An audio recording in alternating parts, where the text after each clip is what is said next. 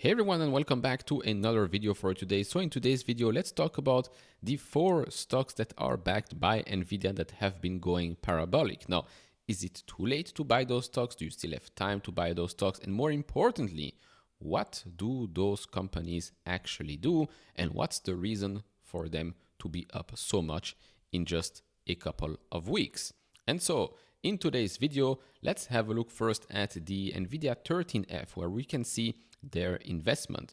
We've seen here Applied Digital, ARM Holdings, Coreweave, Nebius Group, Recursion Pharmaceuticals, and WeRide. Now in today's video, we're going to talk about Applied Digital, Coreweave, Nebius, and one company that actually is not on that list because Nvidia did not invest in that company, does not hold shares of that company, but did partner up with that company, and that's Navitas. And so if you enjoy these type of videos, hit all the buttons, especially the subscribe one. We really appreciate that. In today's video, we're going to go over each and every company, what they do, why they're up, and if it still makes sense to chase the stock. So sit back and relax. If you want to support me even further, do check out the link down in the description and in the pinned comment to the top 10 best stocks to buy now, or go to fool.com/couchinvestor. Thank you very much. And also a special thanks to FinChat for sponsoring this video. All right, so company number 1 we're going to talk about is, of course, the big guy, Coreweave. So Coreweave went public earlier this year, well, not so long ago, actually. And as you can see, over the last month alone, this stock is up over 200%. It actually went public towards the end of March. Since then, the stock is up 294%. Right now, the company is worth $78.2 billion. Of course, there's no reason to look here at a PE ratio because, well, there is no E. The average analyst price target does sit quite lower than the price we're at right now at around $70. Now, Coreweave, what do? They operate a cloud platform that provides scaling, support, and acceleration for generative AI. The company builds the infrastructure that supports compute workloads for enterprises. Its products include GPU compute, CPU compute, storage services, networking services, managed services, and virtual and bare servers. Now, here we are, of course, on FinChat, stock research platform that you've seen time and time again on this channel. In case you've missed last quarter's earnings report, earnings call, you can go here, view transcript, and then click on the AI summary button, and it will tell you exactly what you need to know. And then if you have specific questions, you can just ask it here, AI custom summary. It will go over the transcript and you'll get your answer. And so what has happened last quarter? So we have here the key financial highlights. Revenue, $982 million. That's up 420% year over year. Adjusted operating income was up 550% year over year to $163 million. Revenue backlog of $25.9 billion. That's up 63% year over year. They gave us Q2 revenue guidance of $1.06 to $1.1 billion. And for the fiscal year 2025, revenue should come between $4.9 to $5.1 billion. CapEx in Q1 was $1.9 billion. Now, CapEx for the fiscal year 25 is expected to be between $20 to $23 billion. So huge increase over the next 3 quarters. They also announced a strategic OpenAI deal. So the company finalized a strategic deal with OpenAI valued at up to $11.9 billion, underscoring Coreweave's ability to deliver reliable and performant infrastructure services. The accounting treatment for this deal is still being finalized and is not yet included in the remaining performance obligations. And so, of course, after hearing that, because after the results itself, the stock didn't actually react quite positively. But after that OpenAI strategic partnership, after the market did have time to digest the numbers, that's when the stock started to move. So again, this is one of the things that you can do here on FinChat. Of course, you can go and look at company-specific metrics for Coreweave. For example, where do they generate their revenue from? Number of data centers. Now, since this is quite a young company on the public markets, of course, here company-specific metrics, we don't have that much to work with, but as this company grows and grows, you'll see how useful this platform is. And so if you want to try it out, there's a link down in the description and in the pinned comment. New users will get 2 weeks of FinChat Pro for free. And then if you love it, you can use the link again and upgrade. You'll get 15% off. Link is down there. I hope you enjoy. Now, looking at what the market expects Coreweave to report in the upcoming quarters. As you can see, for the upcoming quarter, they expect to grow revenue by 832%, then by 561%, and then towards the end by 131% to reach $1.7 billion. But then we see a small acceleration in growth, 148.2% year-over-year growth, and then 149.6% year-over-year growth to reach $2.7 billion basically a year from now. Now, Coreweave, they rent out high-performance Nvidia GPU servers to clients needing scalable compute power operating on an infrastructure as a service model. Now, their connection to Nvidia is, of course, well, the fact that Nvidia is a strategic partner and owns about 7% of Coreweave, with a stake valued at nearly $1.6 billion as of May 2025. Nvidia's chips are central to Coreweave's offerings, and the companies work closely on next-gen AI infrastructure. Now, recently, we've had a couple of announcements which also pushed up the stock. So, Coreweave signed two 15-year leases with Applied Digital for 250 megawatts of data center capacity, with options for 300 megawatts more. This is a massive expansion to meet surging AI demand. That's around a $7 billion deal. So you can already imagine why Applied Digital was up quite a lot as well. More recently, Coreweave, Nvidia, and IBM ran the largest ever MLPerf training benchmark using 2,496 Nvidia GB200 GPUs, achieving industry-leading training speeds for large AI models. And then, as we've just seen, they've had that OpenAI partnership, further boosting their revenue backlog and growth. And you take all of that, plus the fact that this is a very, very hyped up IPO, although the price of the stock at the start didn't really well reflect that, still is a very popular company and a very popular IPO. And so that was Coreweave. Now, to answer the question, is it too late to buy? I think so. I think there is zero reason to be chasing this stock right now, despite its bright future, right? Despite its bright future, there is no reason, in my opinion, to be chasing a stock that is up 200% in the last month or so.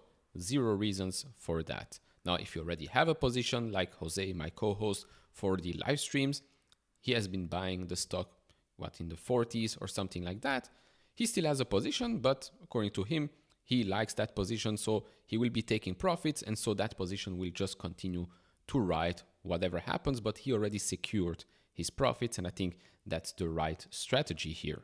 Moving on to Nebius, a company that I personally own, a company that is also up 73% in the last month. Might not be 200%, but 73% in a month is quite a good performance. Now, Nebius market cap much smaller than Coreweave, $9.3 billion. And here as well, the PE, there's no reason to look at that at the moment because there is no E. Price target still sits higher than the price we're at right now, sits at $60. And currently pre-market, the stock is up another 5.1% to reach $41.3. So basically the average analyst price target does sit around 50% higher than where we're at right now. And if you've missed Nebius earnings report, if you didn't watch my video, well, first of all, shame on you. But then again, it's okay. I publish quite a lot of videos. So here is the main summary. Revenue increased nearly 400% year over year, very, very small base. Annualized run rate revenue grew 700% year over year. They ended Q1 with a cash balance of $1.4 billion. April's annualized run rate revenue was $310 million. CapEx is planned at approximately $2 billion in 2025. Midterm revenue target, mid-single digit billions of dollars, and midterm EBIT margins target is between 20 to 30%. So very, very good there. And they are still expecting to reach their full year guidance for ARR of between $750 to $1 billion, and its overall revenue guidance for the group in the range of $500 to $700 million. And so if we look at what the market is expecting Nebius to do, so for fiscal 25, expected to grow revenue by 358%, then by 130% in fiscal 26, and then by 76.5% in fiscal 27, reaching $2.19 billion. Just like with Coreweave, I think these estimates will be revised on the upside as the market will notice that, actually these companies are moving quite rapidly. Now, what does Nebius actually do in case you don't know? Nebius is a European AI-centric cloud platform focused on building large-scale GPU clusters and cloud services for intensive AI workloads. They serve customers globally with R&D in Amsterdam and operations across 4 continents. Now, their connection to Nvidia, as I've discussed back in January, Nvidia participated in Nebius' $700 million funding round in December 2024, cementing a strategic partnership. The companies collaborate to accelerate AI native innovation, especially through programs supporting AI startups. Now, more recently, Nebus secured a $1 billion in-debt financing to expand its global AI infrastructure, including new projects in Asia. On that day, I think the stock went down 7% or so, but did recover quite rapidly. There was also that AI Lift program. So in partnership with Nvidia's Inception program, Nebius launched AI Lift, offering up to $150,000 in cloud credits and technical support to AI startups using Nvidia-powered infrastructure. And then in the next week or so, we have, of course, GTC in Paris with Vivatech. Nebius is going to be there as well. I do think that we're going to have quite a lot of announcements over the next couple of weeks. Maybe, who knows, maybe new infrastructure data center build-outs in Europe in partnership with Nebius, Nvidia, and maybe some others as well. Oh, and by the way, in the last couple of days, it was announced that Avrite, a company that is 100% owned by Nebius, is planning on, well, starting to operate robotaxis in Austin later this year. And with a lot of hype around autonomous vehicles more recently, whether it's Waymo, whether Pony AI, or Tesla FSD, having Avrite as part of Nebius, I think that's just going to push Nebius's valuation higher and higher. And remember, they own 100% of Avrite. So that's also something that's here flying under the radar. And again, reinforces my point I keep making on Uber as well. There's not going to be 1 or 2 players in this autonomous race. There are going to be plenty of players. And yes, Avrite, they have a strategic partnership also with Uber. Now, switching back to that question, should you chase Nebius? Again, I don't think you should be chasing anything, but pricing wise, I do still think, and yes, you might say, oh, but you're biased because you own it. Yeah, I might be biased because I own it, but I'm not chasing Nebius at the moment. If I see any big pullbacks, you might say, oh, we've seen just a pullback right now, 7%. You're right. And you should have probably pulled the trigger when that happened. I just wasn't anywhere near a computer during that day, so I didn't even know what was happening until later in the evening. Okay, it happens. I'm happy with what I have right now. Of course, I would love to increase my positions. And if I'm being honest here, I will have no issues averaging up because I do like what Nebius is doing and where this company is going. But yes, never chase a stock just for the sake of chasing. Moving on to company number 3, and that's Navitas Semiconductor, which has gotten a lot of hype more recently because one, well, the stock is up 239% in a matter of a month, maybe a couple of weeks or so. It's also a company that is much smaller than all the rest, market cap $1.3 billion. Now, what do? Well, they're a leading supplier of next-gen power solution, and it's strategically positioned to capitalize on the growing demand for energy-efficient and high power density solutions, particularly in the AI-driven data center market.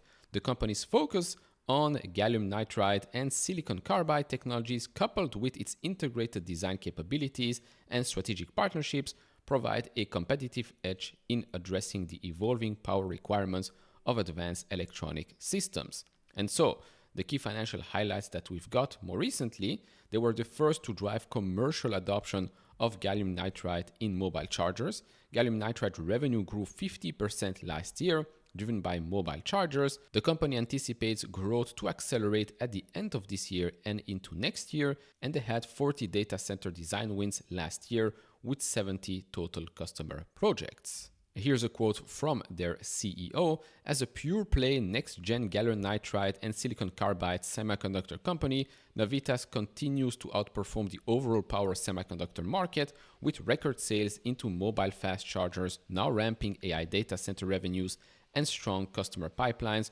for EV opportunities.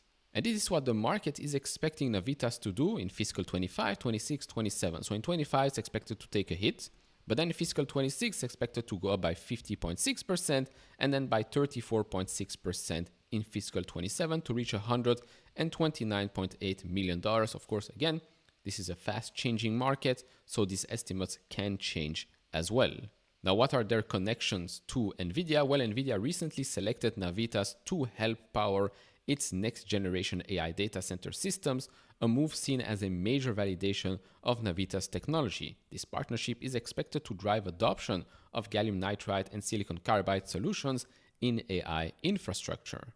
And of course, that is one of the main reasons why the stock went up so aggressively. They also partner up with BrightLoop to supply chips for hydrogen fuel cell chargers, expanding into green energy for heavy-duty vehicles. They also reported strong financial, highlighting new design wins and wrap-up of gallium nitride production for AI data centers and other markets. Now, I do want to note one extra thing here. This comes from Nvidia's own website. So, Nvidia here says Nvidia 800V HVDC architecture will power the next generation of AI factories. And here they name the silicon providers Infineon, MPS, Navitas, and a couple of others here. So Navitas is definitely not the exclusive provider. And so here as well, although I do think it's great to have that validation, like I said, they are not the exclusive provider. There are a couple of other companies participating there as well, but it's great validation. That's good.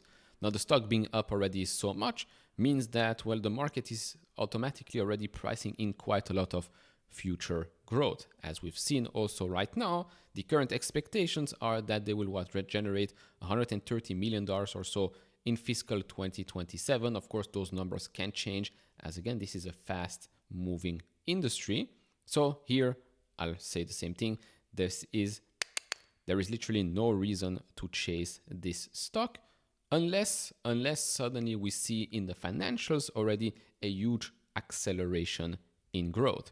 Because it's great to have announcements and partnerships, but those announcements and partnerships, if they're not being reflected in the, well, financial reports, then what's the point? Then it's just a PR show and hyping up a stock, and that's about it. Moving on to the last one, and that's Applied Digital. That one is also up 178% over the last month, has a market cap of just under $3 billion here as well. No PE. The average analyst price target sits at around $14.28, which is around the price we're at right now pre-market. As for the Navitas one, the average analyst price target sits around $3 and something, so much lower than the price we're at today. Now, Applied Digital, what did they report in the last quarter? Well, $52.9 million in revenue. That was up 22% year over year.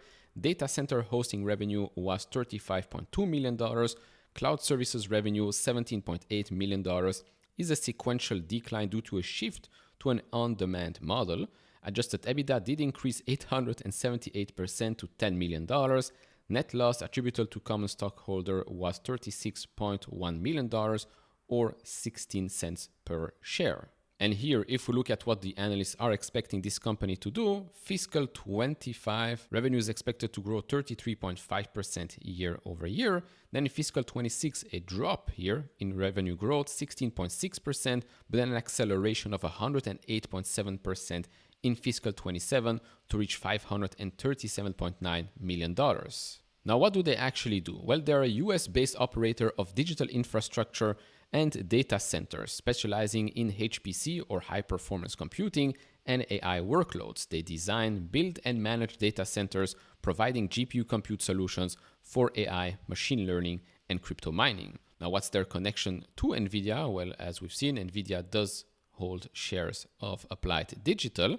Applied Digital's data center are also being leased by Coreweave to deploy Nvidia GPU-powered AI infrastructure. And as I've said before, there was that $7 billion lease deal between Applied Digital and Coreweave. That's a 15-year lease. And that, of course, was quite a big deal because before the stock jumped, well, this type of deal added a couple of hundreds of millions of dollars to a company that was worth under $2 billion. So not bad. And of course, this deal is pivotal as Applied Digital transitions into a data center real estate investment trust focusing on serving the boom in AI and HPC market. And so here with Applied Digital, 15 years, $7 billion, that's $466 million each year. That's quite a lot of revenue suddenly coming in, right? This company was worth less than $2 billion. And so suddenly getting a deal where they get $466 million of revenue a year, of course, it makes sense for this stock to suddenly go up quite significantly. And who's to say that this is the only deal that's going to be made? Maybe they're going to be announcing other deals with other partners. Could definitely happen. Now, of course, I'll keep repeating the same thing time and time again, and maybe I'll sound like a broken record, but chasing these types of things makes no sense to me, right? I'd rather be buying way more when there are red days than when things go up and up and up 100% or so in a matter of a couple of weeks. Now, for those that own a position in Applied Digital, right now, other than the taking profit side of things, I don't think you should be, looking to part ways with that company. I think, again, that $7 billion deal is a validation that this company is worth something. And so, all in all, that's about it. In short, if you own positions in these companies, of course, taking profits, nobody got poor by taking profits. You don't have to close out your position because I do think that each and every company here is definitely doing the right thing. Navitas is probably one of those companies where I have more questions and maybe it's really just about the hype. The other ones, I truly believe that they're going to be quite successful in the future, but there's no reason to chase these types of stocks if you have no position in them. That's my opinion, of course. You might agree, you might disagree. Do share your thoughts down in the comment section below. Check out FinChat as well, 15% off if you use my link. And I'll see you all in the next one. Bye-bye.